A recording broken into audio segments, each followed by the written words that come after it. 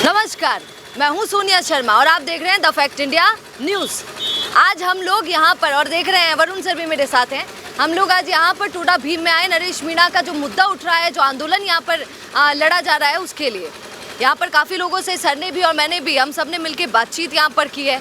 अब जानने की कोशिश करते हैं, लोगों की तो सुन ली है भैया, पर सर आज तारीख थी पेशी की, क्या लगता है आपको कब छूट पाएंगे?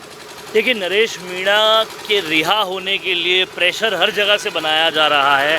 कल दौसा, आज लालसोट और एसडीएम को ज्ञापन देने के माध्यम से मीणा और गुर्जर समुदाय भर भर के समर्थन में आ रहा है और ये दिखाने की, जताने की कोशिश हो रही है कि नरेश मीणा को जिस तरह से जेल में डाला वो बेहद गलत है। ये तो जो बाहर से दिख रहा है वो है, लेकिन जब हमने यहाँ टोडा भीम पहुँचकर बातें की, लोगों से, बुज़ुर्गों से बातें की, तो उन बुज़ुर्गों का ये कहना है कि जब कोर्ट ने नरेश मीणा को कह दिया था कि रिहा होने के बाद बिल्कुल भी आंदोलन मत करना, हल्ला मत करना, फिर उन्होंने क्यों किया?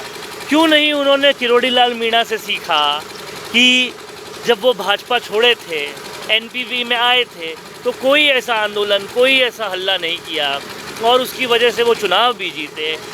बुजुर्ग कहते हैं कि अरे अंता जीत जाते उसके बाद कर लेते, एमएलए बन जाते उसके बाद कर लेते। लेकिन उनका ये कहना है, और जो बहुत सही है, मैंने बहुत सारे बुजुर्गों से बात की, कि कुछ चीज़ें उम्र के साथ आती है। जब नरेश मीणा 50 साल के हो जाएंगे तो उन्हें लगेगा नहीं वो चीज़ गलत थी, से पछतावा रह जाएगा ना, वो नहीं रहना चाहिए किसी को। अगर समय रहते संभल जाए तो बढ़िया ज़्यादा। देखिए, चीज़ें दो हैं जो हम यहाँ समझ के लोगों से समझ पाए।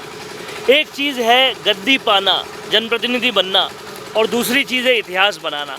नरेश मीणा इतिहास ज़रूर बना रहे हैं, पर जनप्रतिनिधि बनने की दौड़ में थोड़ा पीछे जा रहे हैं, क्योंकि उसमें बहुत सारे गुण और चाहिए। भावनाओं पे कंट्रोल चाहिए, आपको थोड़ा सा डिप्लोमेसी चाहिए और लोगों का साथ चाहिए।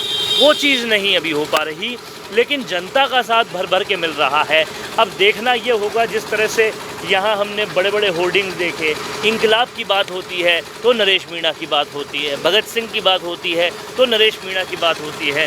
लेकिन समझना पड़ेगा कि भगत सिंह कभी राजनीति में नहीं आ पाए, इंकलाब तो लाए, पुस्तकों में पढ़ाए गए, गाने उन पे बने, लोगों में जोश उनसे आता है, पर राजनीति में वो नहीं आ पाए। और सर सुनिए ना, भगत सिंह की तुलना हम किसी से नहीं कर सकते हैं, ये बात आपको माननी पड़ेगी। लेकिन जिन चीज़ों को जोड़ा जा रहा है, उन चीज़ों के हिसाब से मैं आपको बता रहा हूँ कि नरेश मीणा को अगर उनकी तमन्ना है राजनीति में आने की, उनकी तमन्ना है जनप्रतिनिधि बनने की, लेकिन उसके लिए दौड़ कुछ दूसरी भी दौड़नी पड़ेगी। कहीं थमना पड़ेगा, कहीं लोगों के साथ आना पड़ेगा। कोई तो वजह होगी कि आज बेनीवाल नहीं, रोत नहीं, कोई भी उनका साथ नहीं दे रहा। सचिन पायलट, जिनके लिए यहाँ मुझे लोगों ने बताया कि सचिन पायलट के लिए उन्होंने 1700 यूनिट ब्लड दिया था उनके जन्मदिन पर, जिनके लिए खून दे दिया इतना सारा, खून दिलवा दिया इतना सारा, एक आवाज़ पे हज़ारों लोगों को लेके पहुँचते थे। वो सचिन पायलट उनके समर्थन में नहीं बोल। और सुनिए ना, वही पायलट साहब एक बार इशारा करते हैं तो छात्र संघ चुनाव के लिए शहीद स्मारक पर भीड़ इकट्ठी हो जाती है। कह रहे हैं कि वो निर्मल का साथ देते हैं, वो बाकियों का साथ देते हैं, वो नरेश का साथ क्यों नहीं देते? लेकिन मेरा ये कहना है कि नरेश को भी तो ये सोचना पड़ेगा कि वो नरेश का साथ क्यों नहीं दे रहे हैं, और ये चीज़ों को समझकर आगे बढ़ना पड़ेगा, तभी राजनीति में नरेश अपनी जगह बना पाएगा।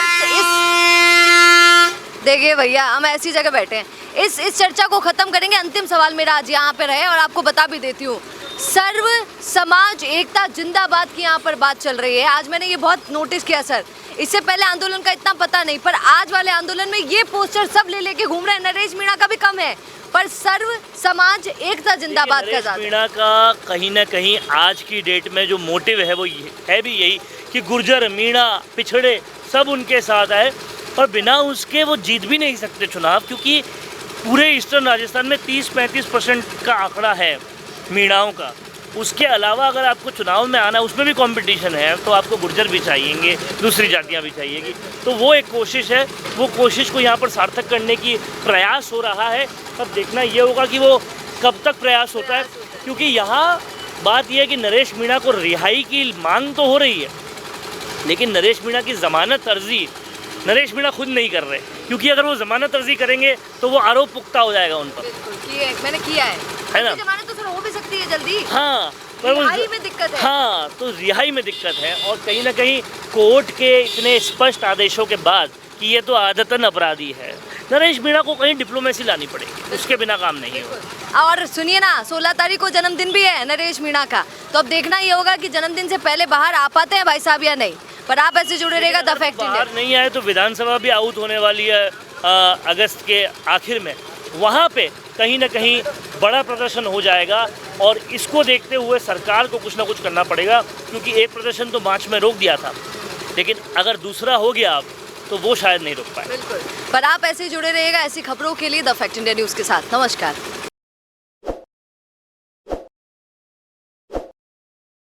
ताज़ा खबरों के लिए विजिट करें द फैक्ट इंडिया की वेबसाइट और डाउनलोड करें द फैक्ट इंडिया ऐप।